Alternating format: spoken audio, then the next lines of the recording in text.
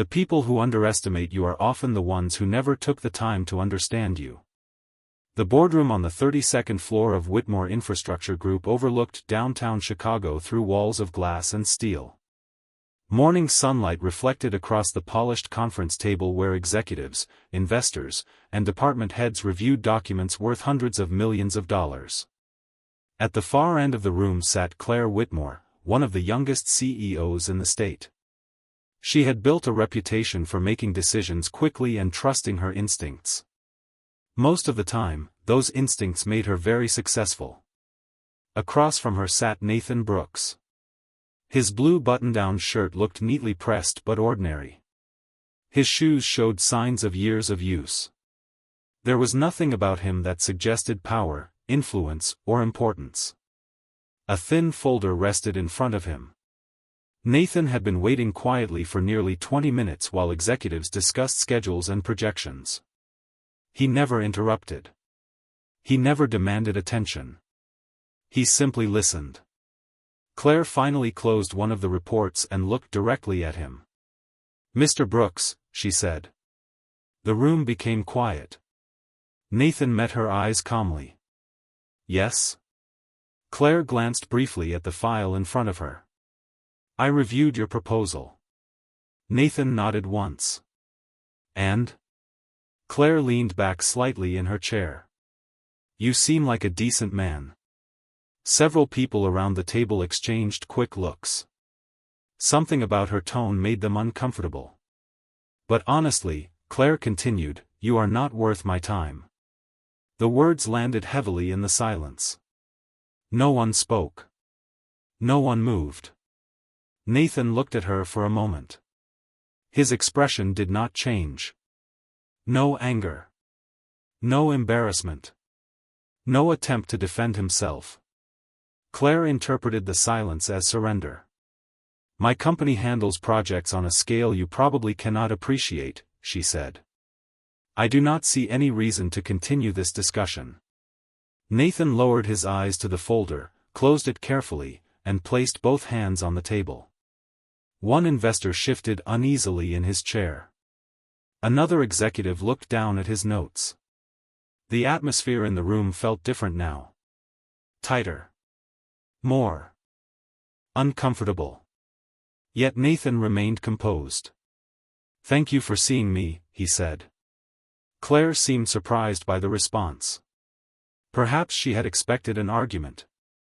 Nathan stood, collected his folder, and prepared to leave. Then something unexpected happened. A gray-haired board member sitting near the center of the table glanced at a document and suddenly froze. His eyes moved from the page to Nathan. Then back to the page again. The color slowly drained from his face. Nathan noticed but said nothing. Claire did not see it. She was already reaching for the next report. "Good luck, Mr. Brooks," she said dismissively. Nathan gave a polite nod. "I appreciate your time." He turned and walked toward the door. As it opened, the gray-haired board member abruptly stood from his chair. The movement startled everyone in the room. He stared at Nathan with visible disbelief. "Wait," he said quietly. Nathan paused. For a moment, the entire boardroom seemed to hold its breath.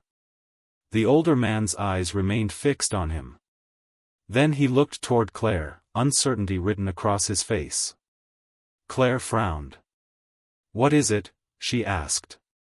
The man glanced once more at Nathan Brooks and realized something that nobody else in the room yet understood.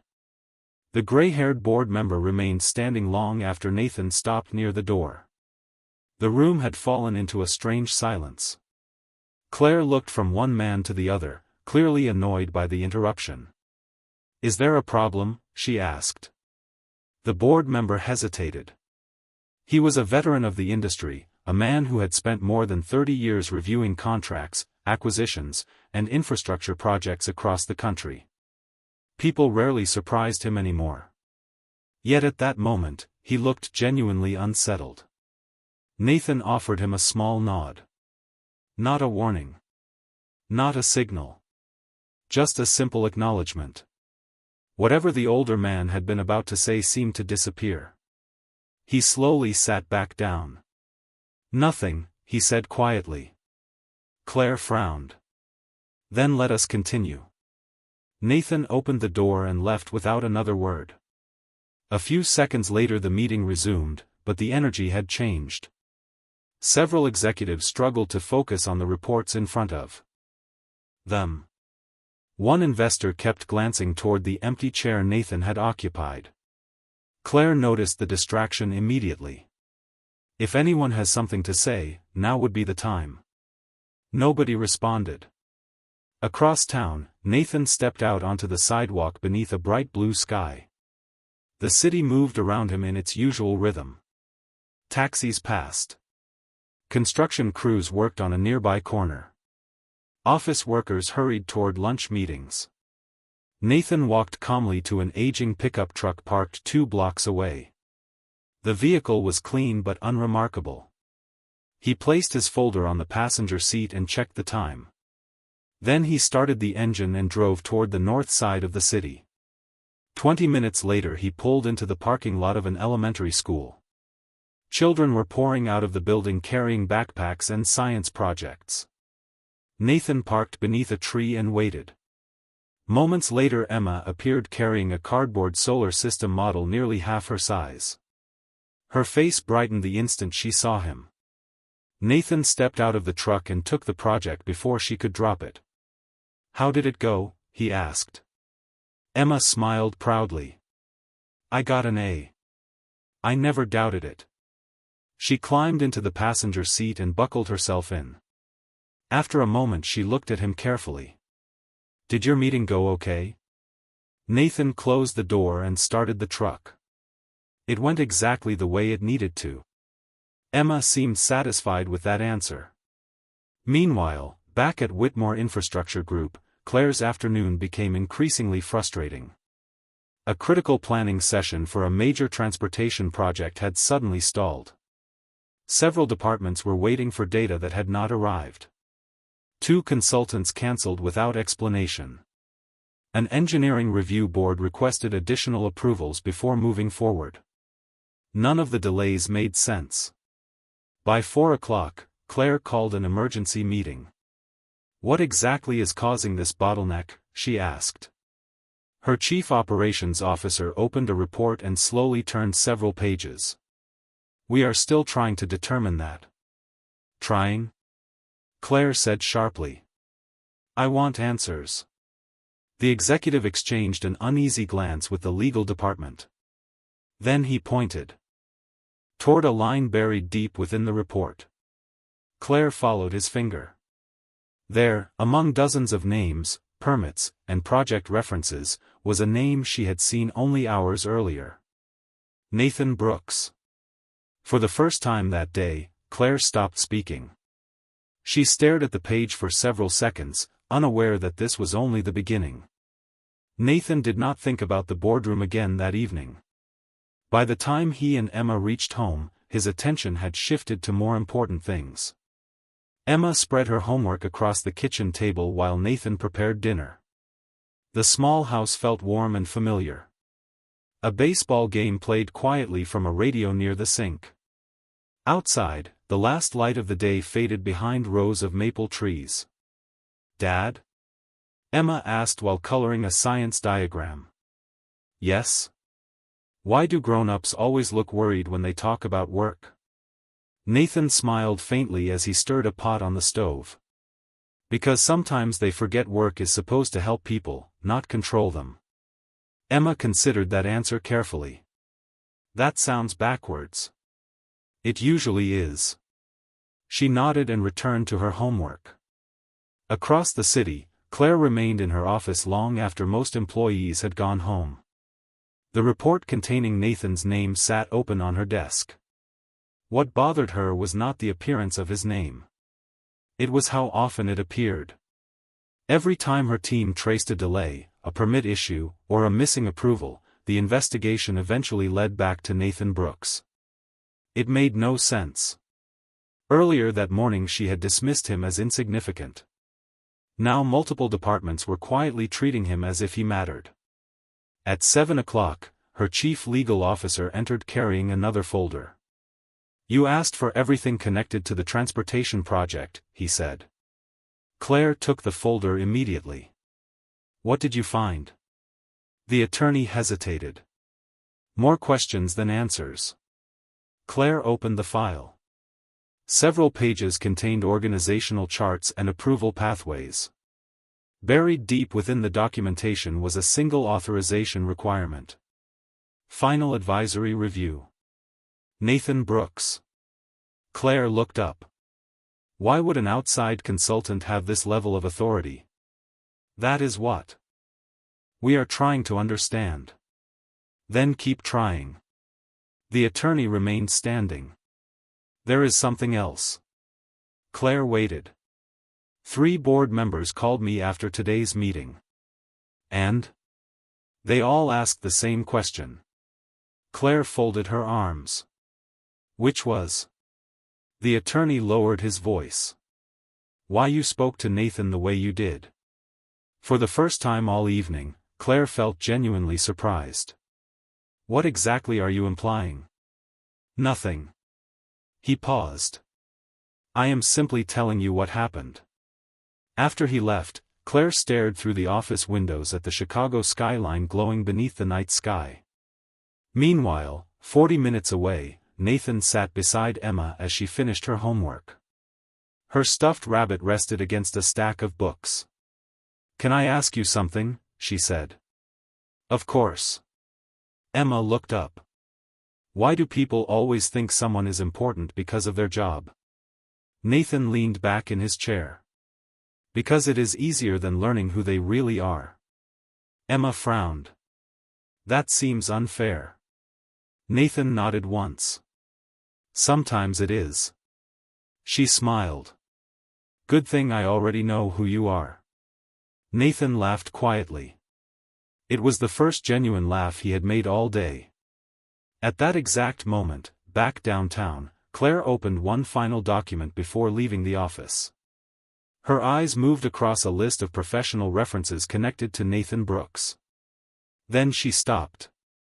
Every name on the page belonged to someone she respected. And every one of them had written the same thing beside his name. Exceptional. The next morning, Claire arrived at the office earlier than usual. The city was still waking up beneath a pale gray sky when she stepped into the executive conference room carrying a stack of reports. For the first time in years, she found herself thinking about a single consultant more than a multi-million-dollar project. That alone irritated her. She preferred facts. Clear answers. Measurable results. Nathan Brooks seemed determined to exist outside all three. By 8 o'clock, the executive team had gathered around the conference table. Charts filled the screens. Deadlines were reviewed. Budgets were discussed. Yet every conversation eventually returned to the same obstacle. The transportation project remained stalled. What is the latest update? Claire asked. Her chief operations officer exchanged a glance with the legal department before speaking. We traced the advisory chain again. And? Every path still leads back to Nathan Brooks. Claire folded her arms. Explain that. The executive opened a file. 5 years ago, a network optimization framework was developed for regional transportation systems. He tapped the screen. Most of the infrastructure models we use today are based on that framework. Claire studied the diagrams. Who designed it? The room became quiet. Nathan Brooks. Nobody spoke for several seconds. Claire looked around the table. Then why is he not leading a major firm? No one answered immediately. Finally, the gray-haired board member from the previous meeting leaned forward. Because some people care more about solving problems than collecting titles. The room fell silent again. Across town, Nathan was spending the morning at a community engineering workshop hosted for local students. Folding tables filled a large recreation center. Children experimented with small bridges, model structures, and design challenges. Nathan moved from table to table offering advice when asked. He never drew attention to himself. Most parents assumed he was simply another volunteer. Emma sat near the center of the room working on a small bridge built from craft sticks. She concentrated intensely while Nathan observed from several feet away. "Dad?" she asked. "Yes? What if it breaks?" Nathan smiled. "Then you learn why it broke. And if it works? Then you learn why it worked." Emma nodded thoughtfully. "So either way you learn something." "Exactly." Meanwhile, back at Whitmore Infrastructure Group, another surprise arrived. Claire's assistant entered carrying a folder marked confidential. "This just came from the State Transportation Review Board," she said.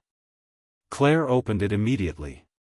Several pages contained recommendations from engineers, planners, and consultants across the region. One name appeared repeatedly. Nathan Brooks. Not once. Not twice. Nearly every section referenced his work, his recommendations, or systems he had helped develop. Claire turned another page. Then another. Her expression slowly changed. The man she had dismissed in less than 30 seconds seemed connected to far more than a single project.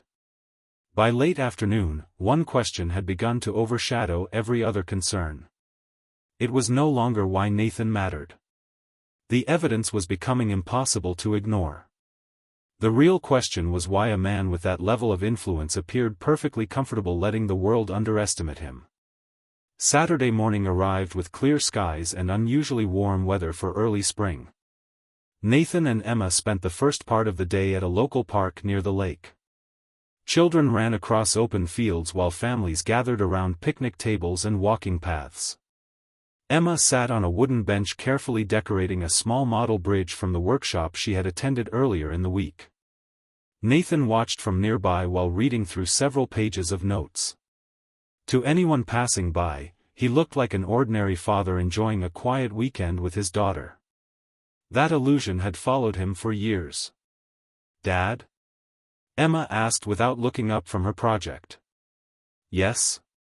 Why do people keep calling you?" Nathan glanced at his phone resting beside him. 3 missed calls had appeared in the last hour. "Because they have questions." Emma smiled. "You always have answers." Nathan laughed softly. "Not always. Most of the time." He folded the papers and set them aside. "The trick is asking the right questions first." Emma seemed to like that answer. Meanwhile, nearly 20 miles away, Claire sat inside a conference room reviewing information she had requested late the previous evening. Her research team had compiled everything they could find regarding Nathan's professional history. The report was surprisingly thin considering his influence. No interviews. No industry awards. No public appearances. No self-promotion. Yet every major infrastructure project she investigated seemed connected to him in some way. It was as if his fingerprints were everywhere while his name remained almost invisible. Claire turned another page. A timeline appeared. 10 years earlier, several transportation systems across the Midwest had suffered major efficiency problems. 5 years later, those same systems became models of performance. In report after report, the same recommendation appeared. Nathan Brooks. Not as an executive. Not as a celebrity consultant. Simply as the person experts called when they needed solutions. Claire leaned back in her chair. The more she learned, the less she understood. At noon, her chief operations officer entered carrying another folder. "You need to see this." Claire accepted the documents immediately. "What now?" The State Review Board completed its analysis. Claire opened the folder. The first page contained projected outcomes for the transportation project. The second page outlined risk factors. The third page stopped her completely. Across the top appeared a simple sentence.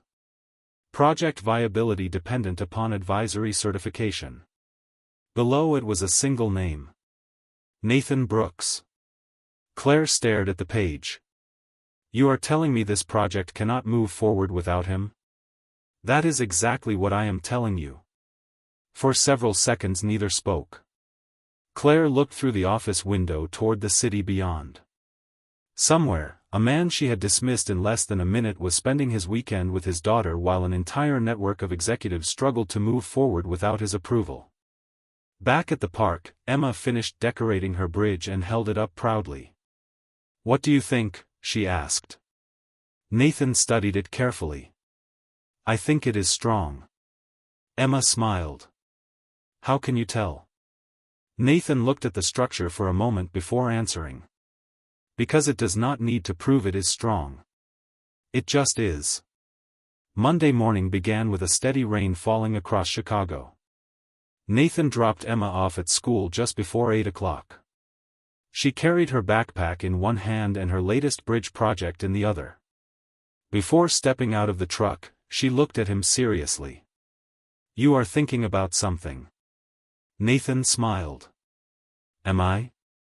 Emma nodded. You always get quiet when people need help. Nathan considered that observation for a moment. That is probably true. Emma grinned. Then somebody needs help. She climbed out and hurried toward the school entrance. Nathan watched until she disappeared inside before driving away. Across downtown, Claire entered Whitmore Infrastructure Group carrying a cup of coffee and a growing sense of frustration. The transportation project was now 3 days behind schedule. Calls from investors had become more frequent. State officials wanted updates. Board members wanted answers. Yet every review ended at the same place. Nathan Brooks. By 9 o'clock, an emergency strategy meeting was underway. Executives filled the conference room. Reports covered every screen. Claire listened as department heads outlined new delays. The certification review cannot proceed, one executive explained. Why? Claire asked. Because Nathan's advisory assessment has not been submitted. Another manager spoke next. The engineering review committee is waiting as well. Claire looked up sharply. They are waiting for him too? Yes. A third executive cleared his throat. There is something else. Claire closed her folder. Go ahead.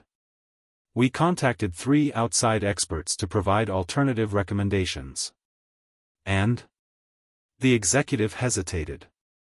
All 3 declined. Why? The room became unusually quiet. Finally he answered. Each of them said the same thing. Claire stared at him. What did they say? If Nathan Brooks has not given his opinion yet, neither should they. The silence that followed felt heavier than any report on the table. Meanwhile, Nathan spent the morning reviewing infrastructure plans inside a modest office building near the river. The office itself was surprisingly ordinary. No luxury furniture. No executive suite. No assistants waiting outside the door. Yet throughout the morning, experienced engineers and planners arrived one after another seeking advice. Nathan listened more than he spoke. When he did speak, people took notes. Shortly before noon, a young engineer pointed to a map spread across the table. The expansion route saves 12% on projected costs. Nathan studied the document. Only if fuel prices remain stable. Our models suggest they will. Nathan shook his head slightly. Your model assumes ideal conditions. Real systems do not operate under ideal conditions. The room became quiet. A few people immediately began reviewing the numbers again. No argument. No debate. Just respect. Back downtown, Claire received another document from the board. This one was different. It contained no financial projections and no legal analysis. Instead, it listed professional recommendations from industry leaders she trusted. Beside every signature appeared nearly identical language. Trusted judgment. Exceptional integrity. Reliable under pressure. Claire slowly lowered the document. For the first time, she began to understand that Nathan's influence had never come from authority. It came from something far more difficult to earn. The trust of people who knew exactly what he was capable of. Nathan did not know that Claire had spent most of the previous night reviewing documents connected to his work. If he had known, it would not have changed his schedule. Tuesday morning followed the same pattern as every other weekday. He made breakfast for Emma, packed her lunch, and listened as she explained why her science teacher had assigned an extra project. By 7:30, they were driving toward school beneath clear blue skies. Emma looked out the window for a moment before turning toward him. "Dad?" "Yes?" "Do you ever get tired of helping people?" Nathan smiled faintly. "Sometimes." "Then why do you keep doing it?" He thought about the question. "Because eventually someone helped me." Emma seemed satisfied with that answer. "That sounds fair." Nathan nodded once. "It is." After dropping her off, he drove to a regional planning center on the outskirts of the city. The building was plain and functional. Most people would never have guessed that major infrastructure decisions affecting millions of residents were discussed inside those walls. Nathan entered carrying a simple folder. Several engineers immediately greeted him. Not with excitement. Not with ceremony. With the quiet respect reserved for someone whose judgment had proven reliable for many years. Across downtown, Claire finally made a decision. She was done reading reports. She wanted answers directly from the source. Before noon, she instructed her assistant to arrange a meeting with Nathan. The request seemed simple. It was not. Within an hour, her assistant returned looking uncomfortable. He declined. Claire looked up from her desk. Declined? Yes. Did he give a reason?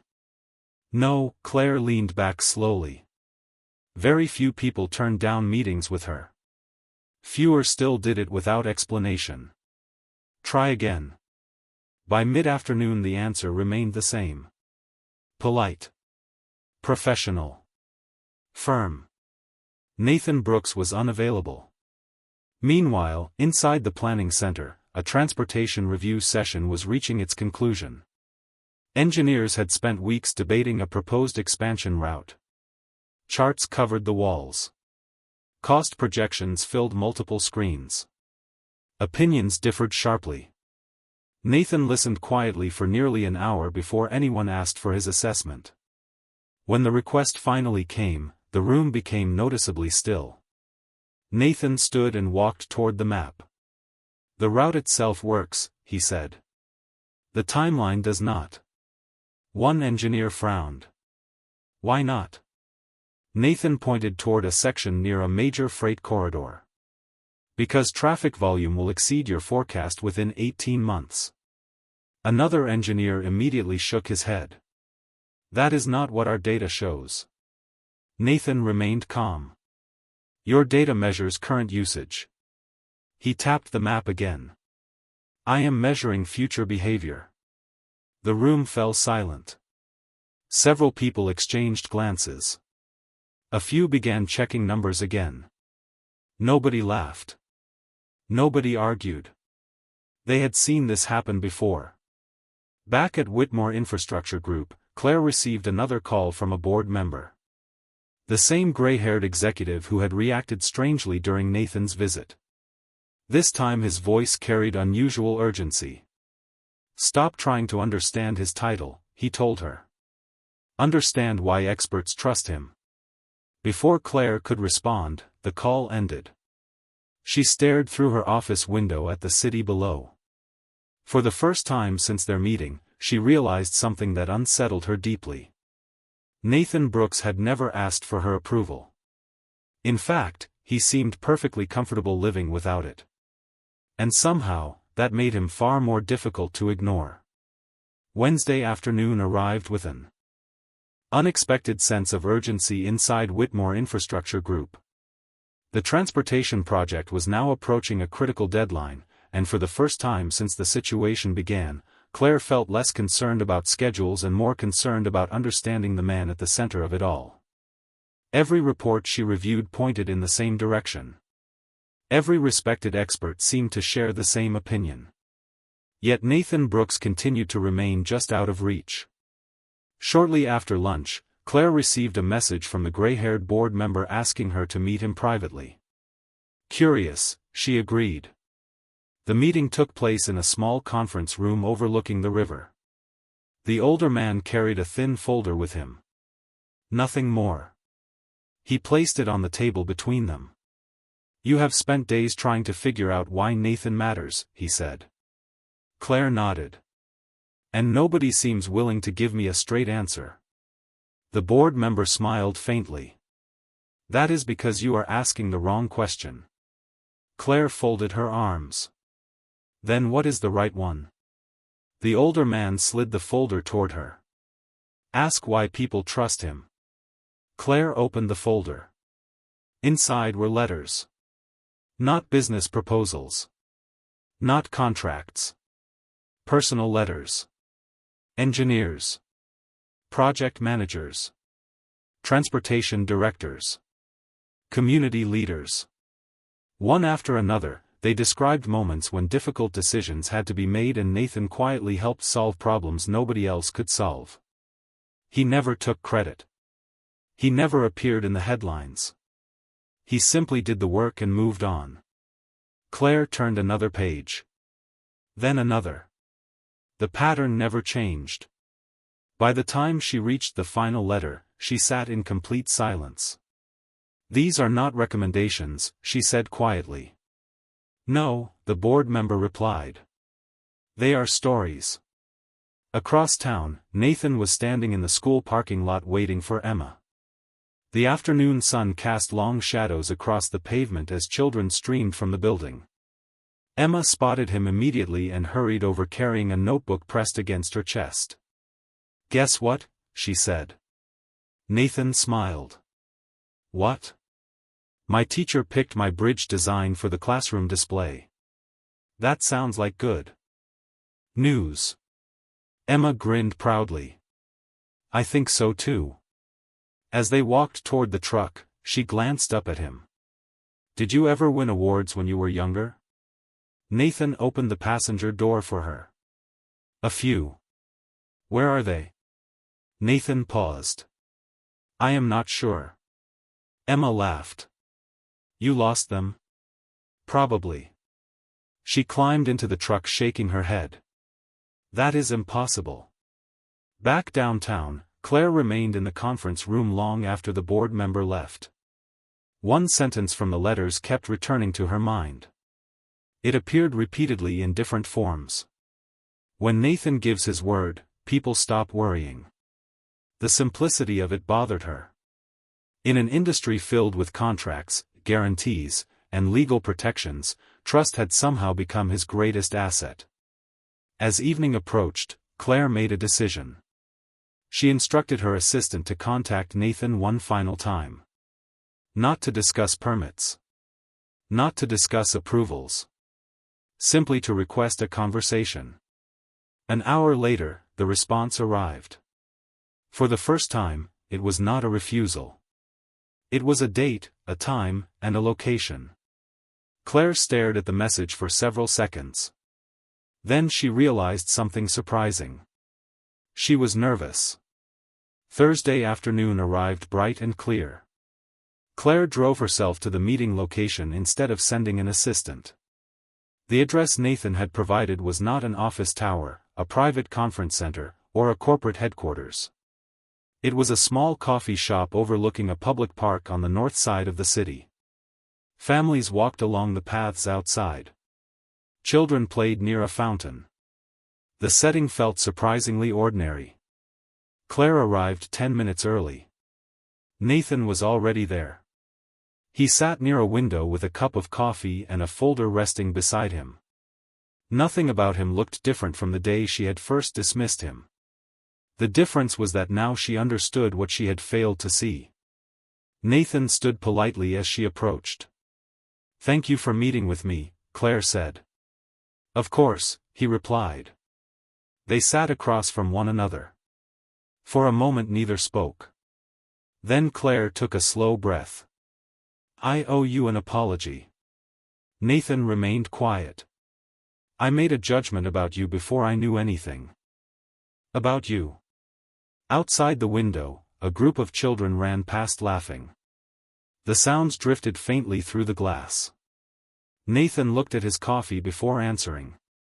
"Most people do." The response carried no bitterness. No accusation. Only calm honesty. Claire lowered her eyes briefly. "That does not make it right." Nathan nodded once. "No. It does not." Another silence settled between them. It felt different now. Less tense. More honest. Claire leaned forward slightly. "Why did you never correct me?" Nathan smiled faintly. "Would it have mattered?" Claire opened her mouth to answer, then stopped. The truth was uncomfortable. In that boardroom, she had already decided who he was before he spoke. Nathan saw the realization cross her face. He did not press the point. He did not need to.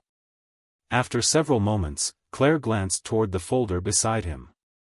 "The project cannot move forward without your recommendation." Nathan nodded. "I know. Will you approve it?" Nathan looked out the window toward the park. "The project is good." Claire seemed relieved. "Then you will sign?" Nathan turned back toward her. "After a few changes."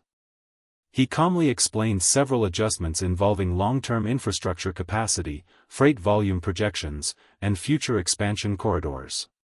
Nothing dramatic. Nothing complicated.